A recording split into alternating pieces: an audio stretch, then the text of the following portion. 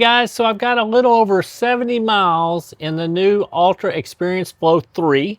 So I thought it's time I'm going to do my full review. The Experience Flow 2 was actually a big change. Well, the first Experience Flow was their first shoe where they had a 4mm drop road shoe. It had a 32 in the heel, 28 in the forefoot for a 4mm drop. It had a compressed EVA foam. It was actually a pretty nice shoe. They came out with the Experience Flow 2 and they updated it pretty well. They added the P35 foam, which is includes a polyolefin elastomer in it, which makes it more bouncy. It definitely lightened the shoe a bit and made it a little more responsive. They added a gusseted tongue, which I thought was a real good update. Now they've come out with the Experience Flow 3, and it's still very lightweight, like the Experience Flow 2. It still has the P35 foam. It still has the same 32 millimeters of stack height in the heel and 28 in the forefoot. It still has a lightly padded tongue, nicely padded heel collar. They shrunk the heel collar to not be quite as tall up, and they say the fit is better. I really can't notice much of a difference. Both of them fit well and are comfortable for me. The biggest update to me is this upper. The original upper on the Experience Flow 2 was a bit heavy. It might have been better for wintertime.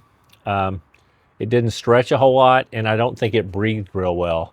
But the new upper is definitely has a lot more breathing holes. It's a lighter weight. So if you're people that are on the fence of whether they fit in an Ultra shoe, maybe this is more like the Ultra, what they called standard fit.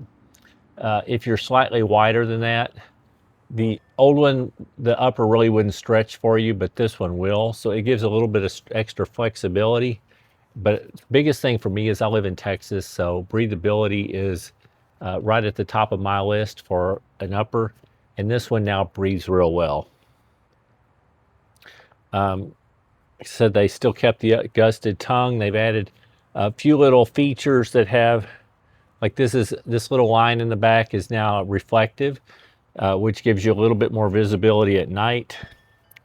They also added a couple extra little rubber pods. You'll see this was all exposed foam here. Now they've added a couple little bit more rubber. I'm always all for adding a little bit more rubber, but in general, not major changes, which was good because I enjoyed the Experience Flow 2. My Experience Flow 2s, I have 260 some odd miles. They're actually still pretty good shape. They still feel good to me. But I wanted to replace them and try the Experience Flow 3s. I put a little over 70 miles in the... Okay guys, so I would have to say these feel pretty much identical underfoot to what the Experience Flow 2 had, which is a good thing because I really liked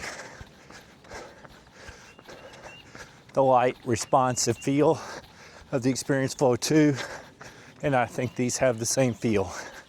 I do think that upper is definitely more breathable. I can feel a little bit of breeze coming through the shoe, which I felt none of that in the previous version. I would say they're very similar to the Experience Flow 2, but they breathe better.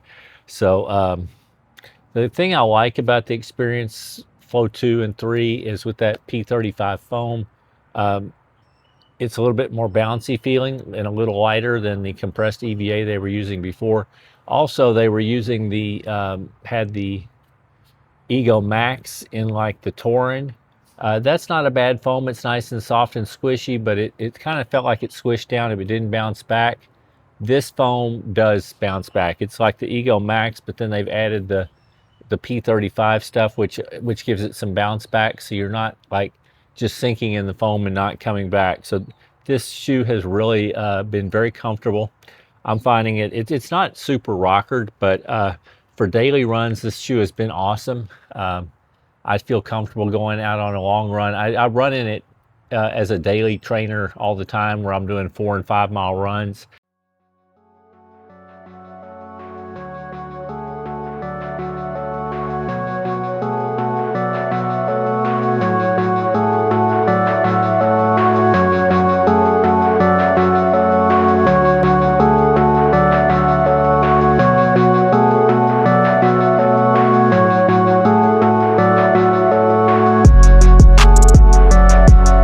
And it works great for that purpose. I think it's going to be comfortable as summer comes, because it does have some pretty good breathability. Very impressed with the shoe. One of the interesting things is the original, actually the Experience Flow 2 said it came in at 8.15 ounces. But if you look on Altra's website right now, it says the Experience Flow 3 weighs 9 ounces. And I was like, I don't really understand where all that extra weight would have come from. Because it actually seems to me like this upper would weigh less. They did add a tad bit more rubber, but there really aren't very many major changes. So I took out my scale, and I'm getting, in my men's size 11.5, these weigh 1 gram more than Experience Flow 2. So I think they've got a problem on their website. They just have the wrong measurement. So I would still anticipate in a men's size 9, these being around 8.2 ounces. So I've also noticed they did the same thing. For some reason, they've got the Experience Wild 3, their new trail shoe, that's very similar to this, but has the Vibram outsole. I was actually comparing the Wild 3 Plus, and they've got it listed at like 11.4 ounces on their website. But I took out a pair at the store that was a men's size 9, and I weighed it, and it was 9 point something ounces, like 9.8 ounces. So they're way overstated on that one. So I'm not exactly sure what's going on the weights on the Altra website, but I can tell you their shoes have not really gone up in weight that much. And I'm really enjoying this shoe as a daily trainer. Like I said, not major changes, but it has been a really good shoe for me so far. I would say you can tell I'm definitely wearing the heel some. One thing I would say, I don't think Altra's outsole rubbers are the most durable. I usually get between 300 and 400 miles, usually 300 to 350 miles the way I strike my heel. Some people that don't scrape their heel like I do or strike the way I do will get a lot more. I would say these are wearing, it's probably going to be in that ballpark. I'll probably get 300 to 350 miles. It is possible I might add 1 layer of shoe goo after 250 miles to help me extend it a little bit, but not so bad, and it is an extremely comfortable shoe. Anyway, those are my thoughts on the Experience Flow 3 from Altra. I think it's a very good shoe. I like that it's a lower drop. A lot of people are going to like that it's not 0 drop, but it's close. It's low drop at 4 millimeters. I really can't even tell that big a difference between that and a 0 drop. Anyway, if you enjoyed the video, please consider hitting the thumbs up, the like button. If you're interested in any more of my content, please consider subscribing to my channel. And other than that, I hope you're having a wonderful day. And keep moving!